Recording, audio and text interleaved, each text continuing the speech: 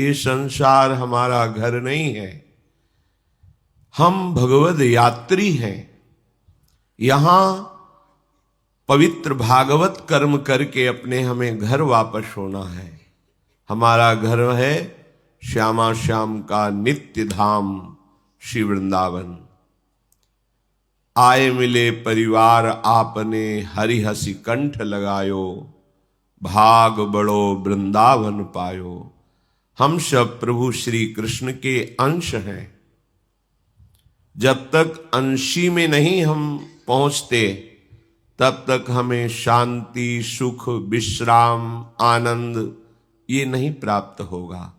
और इसी की प्राप्ति के लिए ही हमारी सारी चेष्टा हो रही है कि हमें सुख मिले, शांति मिले, विश्राम मिले, आनंद मिले, हमें कभी दुख भोगना ना पड़े।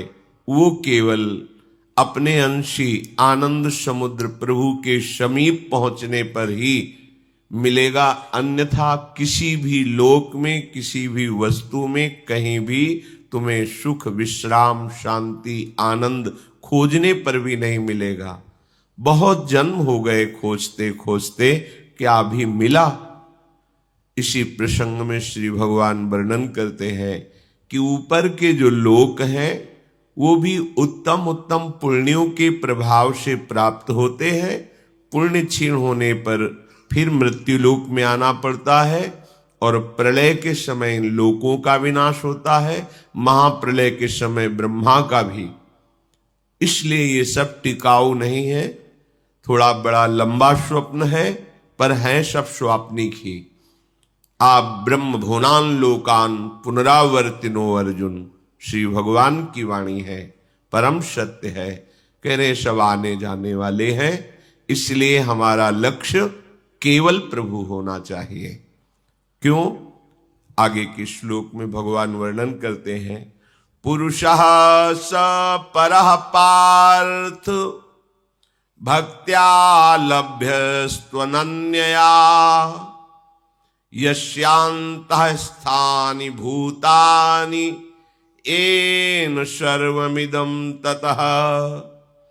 हे पृथानंदन अर्जुन, संपूर्ण प्राणी जिसके अंतर्गत है, जिससे ये संपूर्ण संसार व्याप्त रहा है, वो परम पुरुष परमात्मा यही है, प्रभु ही है, श्री कृष्णचंद्र जी हैं।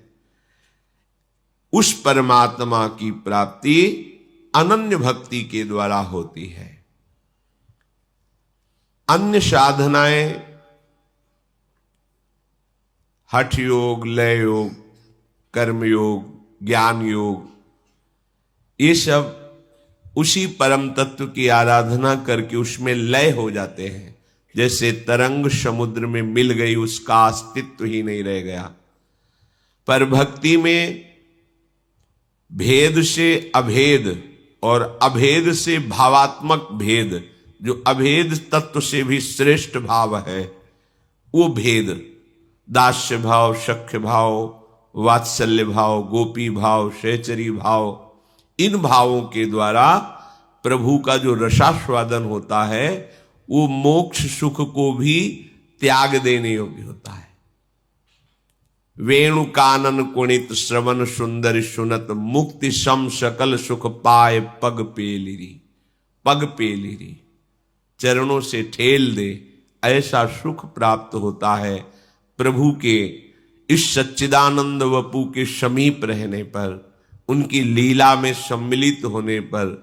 अनादिकाल से अनंत काल तक धाम में लीला प्रवाह चल रहा है, इसी में सम्मिलित होना मोक्ष सुख से भी अनंत गुना बढ़कर के सुख को प्राप्त करना है।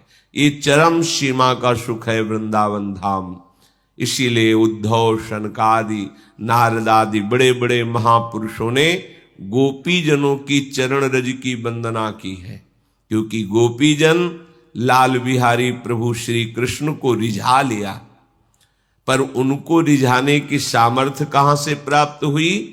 बोले आधाय मूर्धन यदा पुरुदार गोप्यः काम्यम पदम प्रिय गुणैरपि पिच्छ मौले भावोत्सवेन भजताम रस काम धेनुम तम राधिका चरण रेणु महम स्मरामि। हमारी श्री स्वामिनी लाडली जू के चरण रज का माथे पर अभिषेक करने पर गोपियों में वो प्रेम प्रकट हुआ जो प्रेम की ध्वजा हो गई और प्रेम स्वरूप लाल बिहारी को अपने प्रेम से रिझा लिया। इसीलिए उद्धव, शुकदेव, नारदादि, सनकादि बड़े बड़े महापुरुष गोपी चरण रज की आकांक्षा की। गोपीजनों को वो सुख प्राप्त हुआ जो इन बड़े बड़े महापुरुषों का चिंतनीय सुख है। प्रभु के सिवाय कुछ नहीं है। ये जो प्रभु ना देखकर और सब कुछ दिखाई देता है, इसी का नाम माया है। यही माया का चमत्कार है कि प्रभु में नानात्व की वृत्ति प्रकट कर दे। सच्चिदानंद प्रभु ही हैं, पर प्रभु दिखाई नहीं देते। कोई दुष्ट दिखाई देता है, कोई अच्छा दिखाई देता है, कोई गुणवान, कोई धनवान, कोई ऐसे नानात्व का दर्शन कराने की वृत्ति ये माया से। यावन मात्र जो कुछ भी है ये प्रभु श्री कृष्ण बने हुए हैं।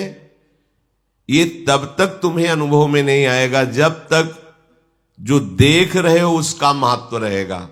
स्त्री, पुरुष, वस्तु, पदार्थ, परिस्थिति, इसे तुम सत्य मानकर महत्व जब तक दोगे तब तक ये श्री कृष्ण है ऐसा अनुभव नहीं होगा।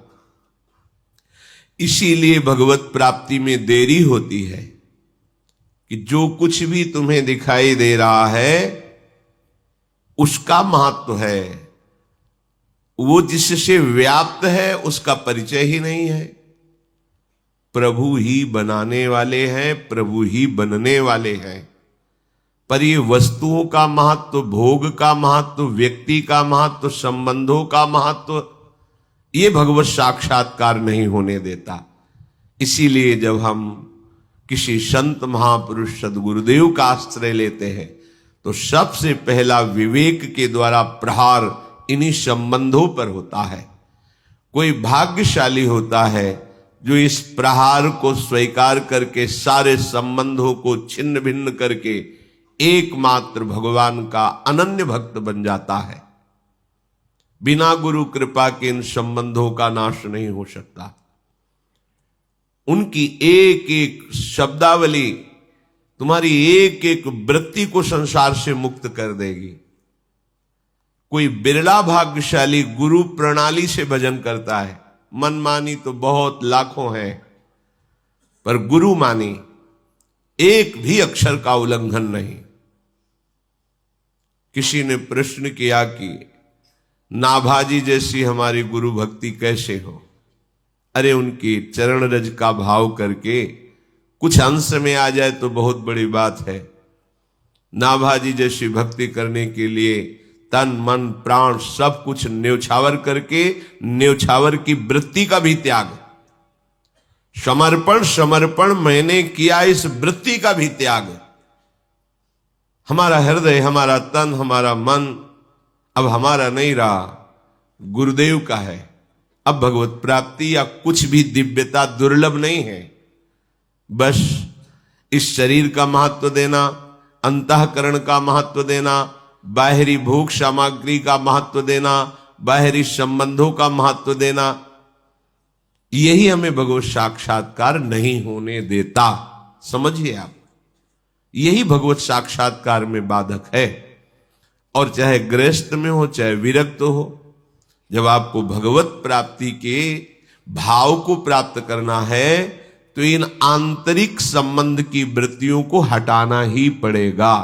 किसी भी महान भागवत के चरित्र को पढ़ के देख लीजिए, चाहे वो गृहस्थ हो या विरक्त हो, बाहरी परिवर्तन से भगवत प्राप्ति नहीं होती।